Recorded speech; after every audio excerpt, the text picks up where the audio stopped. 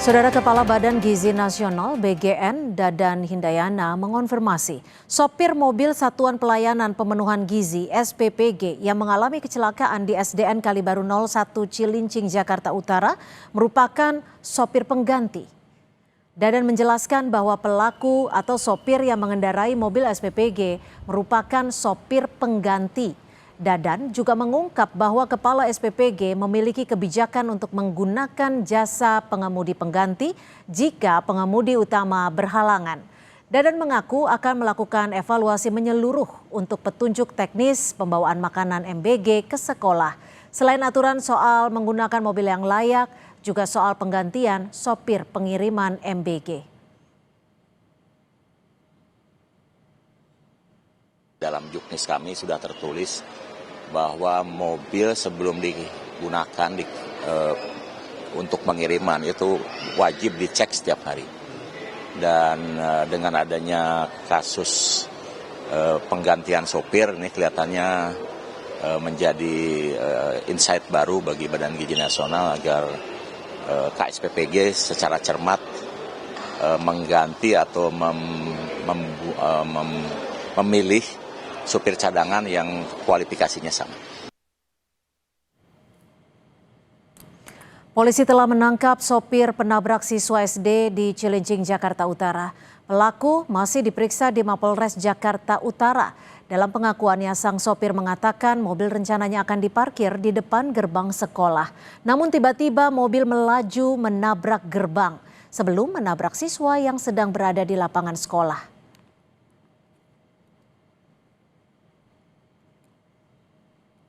Masuk ke kelas saya turun dari sana. Nah, itu saya biasa kan kalau berhenti kan di bawah turunan tuh. Nah, banyak itu nggak tahu kenapa, tahu gas sendiri gitu Pak. Kabur kan itu mobilnya kan? Iya. Makanya pada saya teman-teman itu pada apa?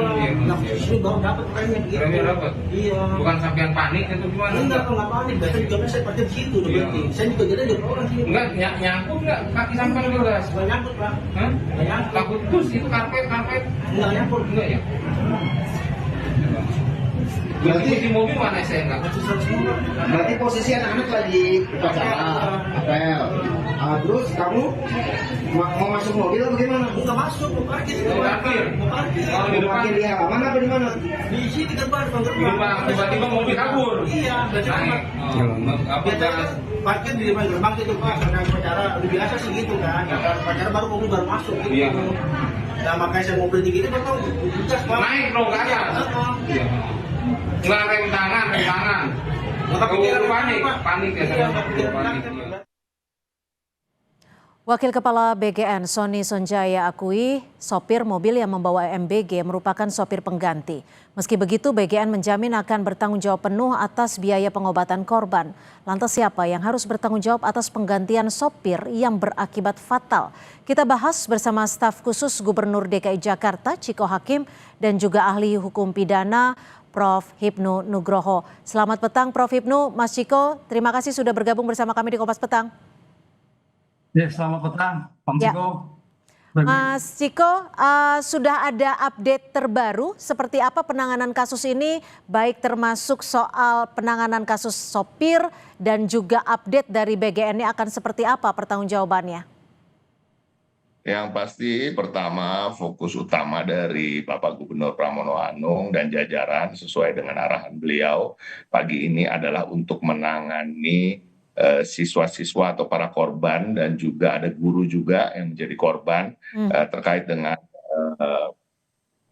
biaya mereka di rumah sakit, terkait dengan penanganan mereka, apakah harus ada operasi dan jangan sampai ini tidak dilakukan secara maksimal. Itu dulu yang pertama. Dan tentunya kami berduka dengan kejadian ini, musibah ini, dan kami juga di awal telah langsung memeriksa apakah pihak sekolah telah melakukan SOP yang benar, yaitu menutup ketika siswa berada di dalam, dan ternyata sudah betul sesuai dengan video-video yang beredar. Artinya dari pihak Disdik, Dinas Pendidikan DKI Jakarta, clear bahwa prosedur sudah dilakukan. Oke, untuk korbannya sendiri, tentunya seperti apa kondisinya Mas Chiko? Siapa? Korban. Korban itu alhamdulillah kalau nggak salah 22 korban total semuanya dalam kondisi yang cukup membaik ke Oke. sininya. Ada beberapa yang harus dilakukan tindakan. Alhamdulillah tidak ada korban Baik. nyawa. Walaupun tentu apapun itu yang terjadi pada anak-anak, saya nggak bisa terpikirkan ya, kita semua mungkin punya anak-anak di rumah yang Ya. juga miris melihat ini, bahkan Oke, Bapak kami Gubernur tangkap.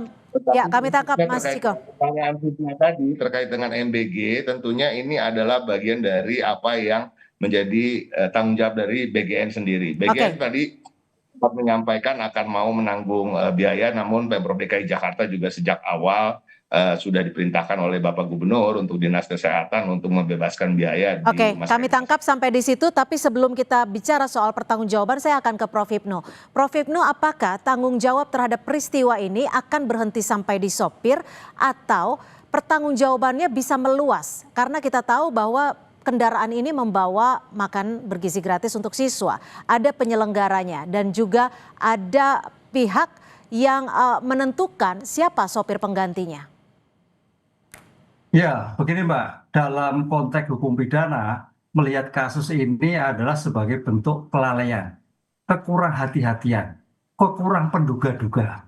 Kenapa kurang penduga-duga? Kita tidak tahu hasil investigasi dari Polda Metro. Apakah karena waktunya mepet, apakah karena kecepatan yang terlalu tinggi, atau karena waktu segera untuk disampaikan pada penerima. Nah, itu. Nah, oleh karena itu dalam konteks hukum sebagai bentuk pertanggungjawaban, mengenal pertanggungjawaban pribadi, Mbak, sebagai sopir. Itu kalau kita lihat. Tapi pertanyaannya, sopir itu kan bekerja. Bekerja apa? Dalam suatu korporasi, dalam suatu pemerintah. Lah, saya kira tindakan yang sudah dilakukan sekarang itu sudah cukup. Karena konteks itu ada pertanggungjawaban pada suatu institusi yang mempekerjakan atas kelalaian anak buahnya terjadi suatu kecelakaan. Di sini saya kira suatu sudah cukup pertanggungjawaban baik individu maupun suatu korporasi, katakanlah korporasi ya, dalam suatu MBG tadi. Ini sudah bagus karena kita kalau kita sampaikan dalam suatu penyelesaian pertanggungjawaban pribadi, Mbak, nggak ketemu. Kalau kita penyelesaian non litigasi, katakanlah RJ, pengembalian keadaan korban, pertanyaannya seberapa jauh mampu si sopir itu mengembalikan keadaan korban? Kan nggak mampu. Tapi gini Prof. Hipnu, kalau dari pihak MBG sendiri atau Badan Gizi Nasional bertanggung jawab untuk membebaskan atau menanggung biaya kesehatannya, biaya pemulihannya, apakah ini cukup?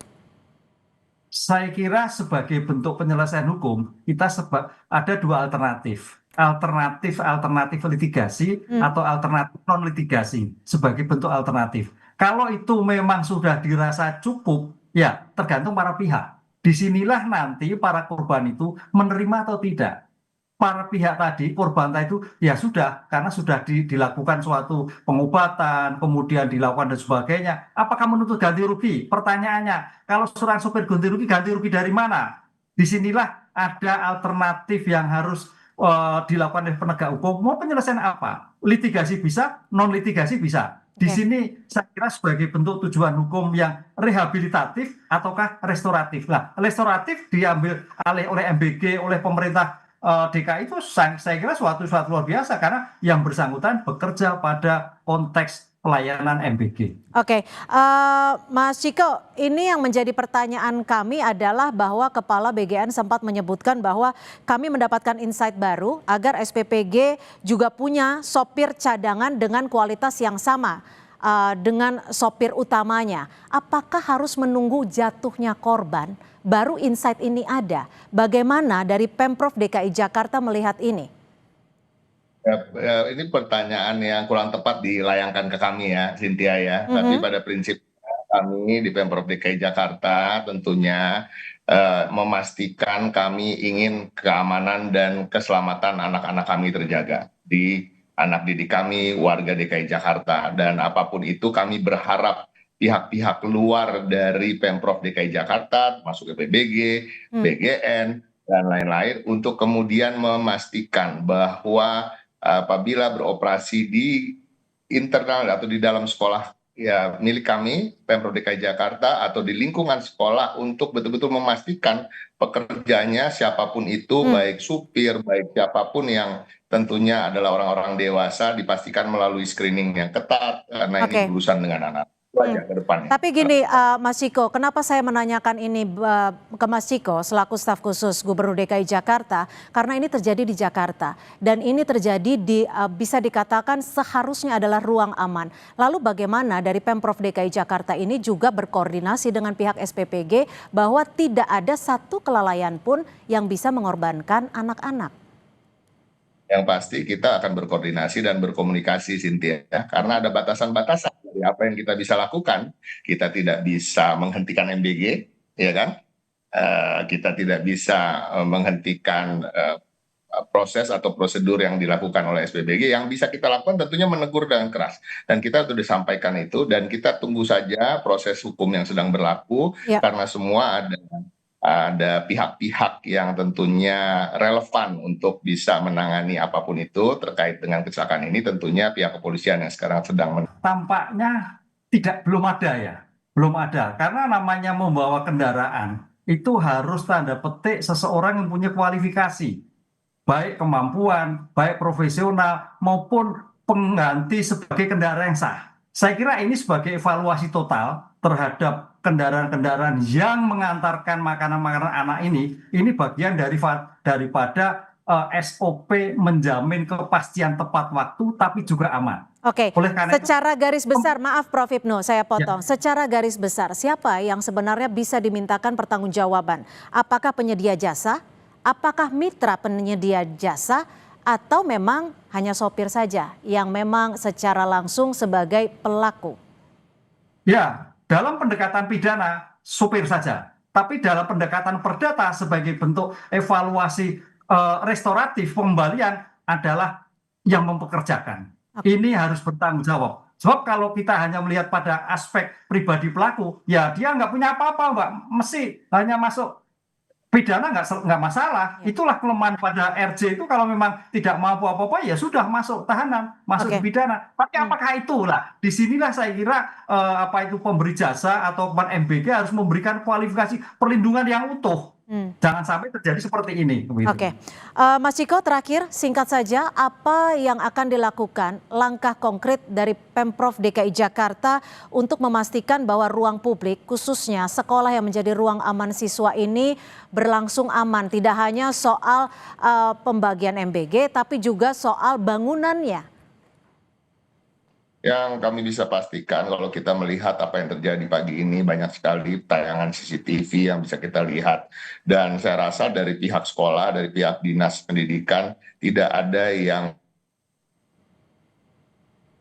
menunjukkan bahwa kurang memberikan rasa aman bagi peserta didik. Tapi apapun kadang-kadang bisa terjadi, Cynthia, semua musibah, dan seperti saya sampaikan sekali, satu dari sejuta kali, dan satu kali itu bisa terjadi dan bisa fatal. Dan ini harapan kami tentunya kerjasama dari semua pihak, dari pihak-pihak juga yang bekerja di lingkungan yang mendekat dengan sekolah dan anak-anak kami juga bisa mempekerjakan orang-orang yang lebih bertanggung jawab, lebih profesional, dan ke depan tentunya harapan kami ini tidak terjadi lagi. Terima kasih. Baik, terima kasih Mas Ciko Hakim, staf khusus Gubernur DKI Jakarta, dan juga Prof. Hipnu Nugroho, ahli pidana, sudah berbagi perspektif dan juga informasi di Kompas Petang. Selamat sore.